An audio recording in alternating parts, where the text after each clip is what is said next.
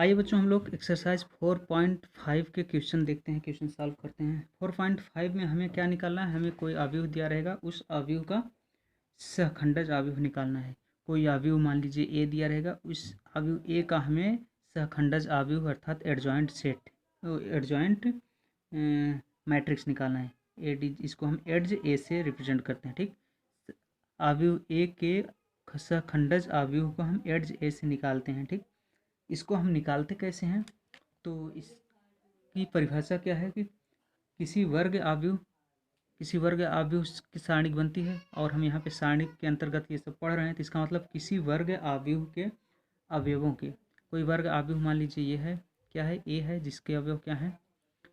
A11, A12, A13, A21, A22, A23, A31, A32, A33।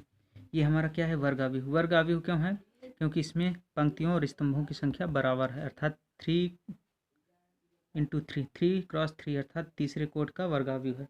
तो वही कह रहा है कि किसी वर्ग अवयव ए के अवयवों के, ये अवयव हैं, अवयव के अवयव हैं, ठीक है, एलिमेंट्स हैं, के संगत सहखंडों से, किसी वर्ग अवयव ए के अवयवों के सभी अवयवों के संगत सहगुणनखंड, इसके सहगुणनखंड, इसके सहगुणनखंड, इसके सह, इन सभी के सहगुणनखंडों से निर्मित जो अवयव होगा, सहगुणनखंडों से निर्मित अवयव, इसके सहगुणनखंडों से निर्मित अवयव हमारा क्या बनेगा?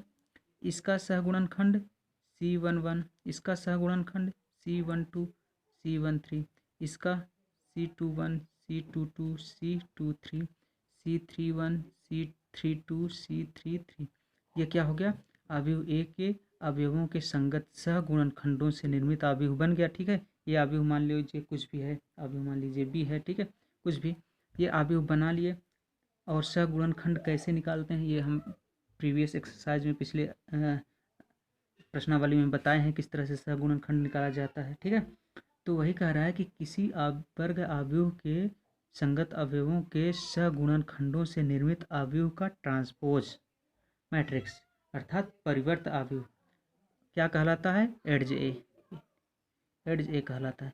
अर्थात इसका जो है, ये सहखंडों से निर्मित अवयव बनाइए और इसका परिवर्त निकाल लीजिए, क्या? ट्रांसपोज मैट्रिक्स निकाल लीजिए, तो वो क्या कहलाएगा? वो कहलाएगा एडजॉइंट मैट्रिक्स या सहखंडज अवयव कहलाएगा। ठीक, अब इसको, ये तो हो गई परिभाषा, इसको हम कैसे निकालते हैं, कैसे सॉल्व करते हैं? आइए अब प्रश्नावली के क्वेश्चन सॉल्व करके देखते हैं किस तरह से किया जाता है। तो जैसे अगर हम कहें कि 4.5 में दिया है प्रश्न संख्या 1 और 2 में प्रत्येक अवयव का सहखंडज ज्ञात कीजिए। ठीक है, तो पहला है हमारा 2 × 2 अर्थात 2 × 2 ऑर्डर का हमारा जो है स्क्वायर मैट्रिक्स है, और दूसरा क्या है? दूसरा हमारा तीसरे कोट का स्क्वायर मैट्रिक्स है। तो जैसे अगर हम कहें दूसरे वालों को देखें, अवयव दिया है क्या? 1 -1 2 2 3 5 -2 0 1। ठीक है, अब हमें क्या करना है? इसका एडजॉइंट सेट, एडजॉइंट मैट्रिक्स निकालना है, अर्थात एड्ज ए निकालना है। एड्ज ए निकालने के लिए हमें ज़रूरत क्या पड़ेगी? इस अवयव के सभी अवयवों के सहगुणनखंडों की ज़रूरत पड़ेगी। तो हम क्या करेंगे? C11, C22 ये सब निकाल लेंगे। चलिए निकालते हैं।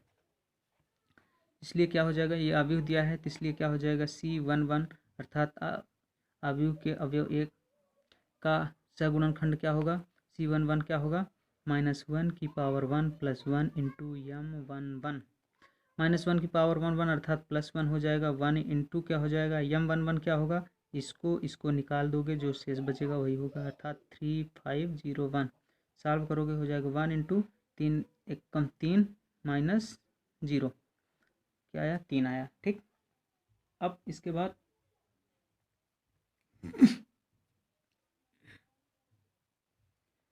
अब C12 निकालिए। C12 निकालोगे तो -1 की पावर 1 + 2 × ये M12 क्या हो जाएगा? ये -1 × M12 क्या होगा? डायरेक्ट निकालो।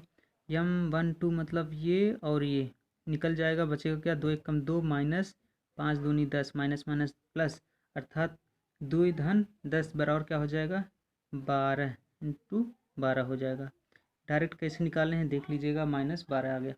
ठीक, अगर हम कहें C13 क्या होगा, -1 की पावर 1 प्लस 3 इंटू M13। अब -1 की पावर 1 प्लस 3 मतलब -1 की पावर 4 अर्थात 1 इंटू M13 क्या होगा 13 निकल जाएगा, 2 जीरो हम 0 माइनस 3 दूनी 6 माइनस 6 अर्थात क्या हो जाएगा 0 प्लस 6 अर्थात 6 बराबर क्या हो गया 6 हो गया। ठीक, फिर C21 क्या होगा, C21 मतलब -1 की पावर 2 प्लस 1 इंटू M21 क्या हो जाएगा, ये हो गया -1 इंटू M21 क्या होगा 2 और 1 अर्थात ये और ये निकलेगा तो -1 और 0 -1 आएगा इंटू -1 क्या हो गया +1 हो गया। ठीक, अब यहाँ पे भी निकाल लो, C22 क्या होगा 2 और 2 ये हो जाएगा -1 की पावर 2 प्लस 2 इंटू M22 क्या होगा 1 हो जाएगा, 2 4 हो जाएगा अर्थात 1 इंटू M22 क्या होगा 2 और 2 अर्थात ये और ये निकलेगा, बचेगा 1 1 कम 1 माइनस माइनस प्लस 2 दूनी 4 अर्थात 1 धन 4 अर्थात 5 क्या हो गया 5 आया। फिर C23 क्या होगा -1 की पावर 2 धन 3 इंटू M23 अर्थात -1 गुणे क्या हो जाएगा M23 क्या होगा 2 और 3 निकलेगा अर्थात बचा क्या, एक जीरो हम 0 माइनस माइनस माइनस प्लस और माइनस माइनस अर्थात -2 क्या हो गया 2 माइनस माइनस प्लस 2। ठीक है, अब इसके बाद आ रहा है C31 होगा -1 की पावर 3 धन 1 इंटू M31 इसको निकालोगे तो होगा 3 1 4 अर्थात 1 हो जाएगा इंटू M31 क्या होगा 3 और 1 ये निकलेगा, 5 1 कम 5 माइनस और 3 दूनी 6 माइनस -5 माइनस 6 6 5 11 -11 क्या हो गया -11। फिर C32 -1 की पावर 3 प्लस 2 इंटू M32 बराबर -1 इंटू M32 क्या होगा 3 और 2 अर्थात 5 कम 5 माइनस 4 क्या हो जाएगा 1 आएगा, 1 अर्थात -1 इंटू 1 अर्थात -1। फिर C33 -1 की पावर 3 प्लस 3 इंटू M33। ठीक, ये हम निकाल रहे हैं कोफैक्टर निकाल रहे हैं, सभी अवयवों का सहगुणनखंड निकाल रहे हैं। सहगुणनखंड निकालने के लिए हम -1 की पावर जौन जिस पंक्ति जिस अवयव का होता है उसको जोड़ते हैं और उसी अवयव का उपसारणिक निकालते हैं। ये क्या हो जाएगा 3 3 6 हो गया अर्थात 1 हो गया इंटू M33 3 और 3 क्या हो जाएगा 3 1 कम 3 माइनस माइनस प्लस 3 2 5 अर्थात आ गया 5। इसलिए हमारा एड्ज ए क्या हो जाएगा, एड्ज ए क्या होता है, एड्ज ए होता है इस ए के जो सहगुणनखंड निकले हैं इन सब अवयवों से बना आव्यूह का ट्रांसपोज मैट्रिक्स अर्थात परिवर्त।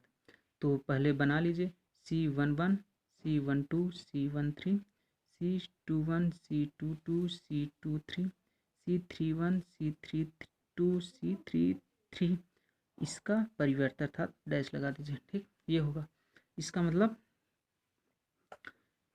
मतलब अगर इसका परिवर्त निकालोगे, परिवर्त का मतलब सभी पंक्तियां सभी स्तंभ हो जाएंगे, पंक्तियां स्तंभ में चेंज होती हैं, स्तंभ पंक्तियों में। इसका मतलब ये हमारा स्तंभ, ये पंक्ति है तो ये स्तंभ बन जाएगा अर्थात C11 C12 C13 ये पंक्ति है तो हमारा दूसरी पंक्ति दूसरा स्तंभ बन जाएगा C21 C22 C23। फिर तीसरी पंक्ति हमारा तीसरा स्तंभ बन जाएगा C31 C32 C33 ये हमारा एड्ज होगा। अब वैल्यू रख दीजिए, C11 की वैल्यू 3 अर्थात 3, C12 की वैल्यू -12, C13 की वैल्यू 6, C21 की वैल्यू 1, C22 की वैल्यू 5, C23 की वैल्यू 2 C13 की वैल्यू 13 13 तो हो गया। C31 की वैल्यू 31 की वैल्यू -11 C32 की वैल्यू 32 की वैल्यू -1 C33 की वैल्यू 5। इसका मतलब एड्ज ए क्या, इस अवयव का एड्ज ए अर्थात परिवर्त अवयव क्या हो जाएगा 3 1 -11 -12 5 -1 6 2 और 5 हमारा क्या हो जाएगा ये एड्ज ए अर्थात सहखंडज एडजॉइंट ए सहखंडज अवयव हो जाएगा। ठीक, यही हमें निकालना था 3 1 -11। ठीक, यही हमारा आंसर हो जाएगा। इस तरह से एक्सरसाइज 4.5 के हमें सारे के सारे क्वेश्चन इसी तरह से सॉल्व करने हैं। फिर क्वेश्चन नंबर 3 और 4 में कह रहा है सत्यापित कीजिए कि a इंटू एड जे, सत्यापित कीजिए कि कोई अवयव और उस अवयव का सहखंडज अवयव एड ए का गुणा करेंगे तो एड उस अवयव का सहखंडज और उस अवयव का गुणनफल आएगा ए सारणिक और आई। ये प्रूफ करना है। तो कुछ नहीं, इसमें क्या प्रूफ करना है, ए दिया रहेगा उसका सहखंडज अवयव निकाल लीजिए, उसका गुणा करो या फिर इस तरह से गुणा करो और फिर इस अवयव का सारणिक निकाल लो और इस अवयव के आइडेंटिटी मैट्रिक्स तत्समक अवयव निकालो, उसका गुणा कर दो और चेक करोगे तो सभी जो है मान बराबर आएंगे। ठीक, इसके बाद आता है क्वेश्चन नंबर 5 से 11 तक कि अवयवों के व्युत्क्रम जिनका अस्तित्व हो ज्ञात कीजिए। अब इसके बाद आता है अवयव का इनवर्स मैट्रिक्स अर्थात व्युत्क्रम अवयव। व्युत्क्रम अवयव निकालने के लिए हमें चेक करना होगा कि कौन सा अवयव जो अवयव दिया हुआ है ये व्युत्क्रमणीय है कि नहीं है, अवयव है या नहीं, ये चेक करना होगा। अगर व्युत्क्रमणीय अवयव होगा तभी ए का व्युत्क्रम अर्थात ए इनवर्स निकलेगा, अदरवाइज ए इनवर्स नहीं निकलेगा। तो इसको हम कैसे चेक करते हैं, आइए इसको देख लेते हैं किस तरह से हम इन क्वेश्चन को व्युत्क्रम निकालेंगे। तो कोई अवयव अगर ए दिया हुआ है तो सबसे पहले ए का सारणिक निकालिए। ए का सारणिक मतलब ये कोई अवयव अगर दिया है उसकी सारणिक निकाल लीजिए। सारणिक निकालना हम एक्सरसाइज फर्स्ट में ही देख लिए हैं। उसकी सारणिक निकालिए और सारणिक का मान यदि 0 के बराबर ना हो, सारणिक निकालिए, अगर सारणिक 0 के बराबर नहीं होगा तो ए इनवर्स का अस्तित्व होगा अर्थात ए जो है व्युत्क्रमणीय अवयव होगा। यदि आप किसी अवयव ए के सारणिक का मान 0 नहीं आता, 0 के अतिरिक्त कुछ आता है तो वो अवयव व्युत्क्रमणीय अवयव कहलाएगा और उसके ए इनवर्स का अस्तित्व होगा, ए इनवर्स निकाला जाएगा। लेकिन यदि सारणिक निकालो उस अवयव का और वो 0 आ जाए, इसका मतलब इस अवयव का इनवर्स ए इनवर्स का अस्तित्व नहीं है अर्थात ए इनवर्स नहीं निकाला जा सकता है, अर्थात ए जो है अव्युत्क्रमणीय अवयव कहलाएगा यदि सारणिक का मान 0 आ जाए। ठीक, अब जब ये निकाल लिए हम तो अब हमें सारणिक का इस अवयव का व्युत्क्रम कैसे निकालेंगे, ए इनवर्स कैसे निकालेंगे, तो आइए देखते हैं। अगर कोई अवयव ए दिया है तो इसके इनवर्स को निकालेंगे। इनवर्स कब निकलेगा, जब ए व्युत्क्रमणीय होगा अर्थात इसके सारणिक का मान जो निकालोगे वो 0 न आए, तब ए इनवर्स निकालोगे और ए इनवर्स होगा 1/a की सारणिक इंटू एड जे ए। ये हमारा क्या होगा, अवयव ए का इनवर्स। बस इस तरह से हम किसी अवयव का इनवर्स निकाल लेंगे। हमें एड्ज ए निकालना आता है, पता है किस तरह से एड्ज ए निकालते हैं अर्थात एडजॉइंट ए अर्थात सहखंडज अवयव कैसे निकालते हैं, अभी निकाले हम। इसको निकाल लीजिएगा और उस अवयव के सारणिक से भाग दे दीजिएगा। ठीक, तो आपका ए इनवर्स निकल जाएगा। जैसे कह रहा है क्वेश्चन नंबर 5 से 11 में दिए गए अवयवों के गुणनखंड जिनका अस्तित्व हो ज्ञात कीजिए। आप व्युत्क्रम ज्ञात कीजिए। तो इसमें हमें सबसे पहले अवयव दिया है, 5वां क्वेश्चन में दिया है अवयव ए बराबर 2 4 -2 और 3। इसका पहले सारणिक निकालिए। सारणिक क्या हो जाएगा, 2 -2 4 और 3। सारणिक क्या होगा, 3 दूनी 6 -4 दूनी 8 अर्थात -8 क्या हो जाएगा, -8 से 14 कितना आया 14 अर्थात सारणिक ए बराबर 14 जो कि 0 नहीं है, इज नॉट इक्वल टू 0, ये 0 नहीं है इसलिए ए इनवर्स निकाला जाएगा। अर्थात ए इन्वर्स का अस्तित्व है। जब ए इन्वर्स का अस्तित्व है तो हम एड्ज ए निकालेंगे। एड्ज ए निकालने के लिए हम क्या करते हैं, C11 C12 C21 C22 का क्या निकाल लेते हैं, ट्रांसपोज निकालते हैं। तो सबसे पहले इस ट्रांसपोज निकालोगे तो क्या हो जाएगा, परिवर्त हो जाएगा C11 C12 C21 C22, ये हो जाएगा, ये हमारा एड्ज ए।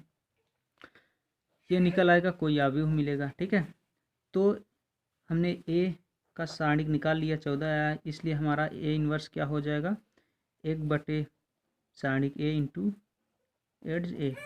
ठीक, अब सारणिक ए का मान 14 अर्थात 1/14 इंटू एड्ज ए जो निकालोगे वो, और इसको जो सॉल्व करोगे अर्थात ये क्या हो जाएगा, स्केलर से किसी मैट्रिक्स में गुणा, अर्थात इसका अवयव के सभी अवयवों से गुणा कर दो, गुणा करने के बाद एक अवयव मिलेगा, यही इसका इन्वर्स निकल जाएगा। इस तरह से क्वेश्चन सॉल्व कर लेना। तो इस तरह से आपका हो जाएगा 5 से लेकर 11 तक क्वेश्चन सॉल्व हो जाएंगे। फिर उसके बाद आता है क्वेश्चन नंबर 12। यदि ए बी है तो सत्यापित कीजिए ए बी का इन्वर्स बी इन्वर्स ए, इसको भी निकाल लीजिए। ए बी दिया है तो ए बी का पहले गुणा निकाल लीजिए, इसको सॉल्व कीजिए, अपने से हो जाएगा। 14वां अवयव के लिए ए बी ऐसी संख्याएं ज्ञात कीजिए, ए स्क्वायर ए, इसको भी कीजिए, हो जाएगा। 15वां भी है। तो लगभग सारे क्वेश्चन बन जाएंगे। ए इन्वर्स निकालना है और एडजॉइंट ए निकालना है।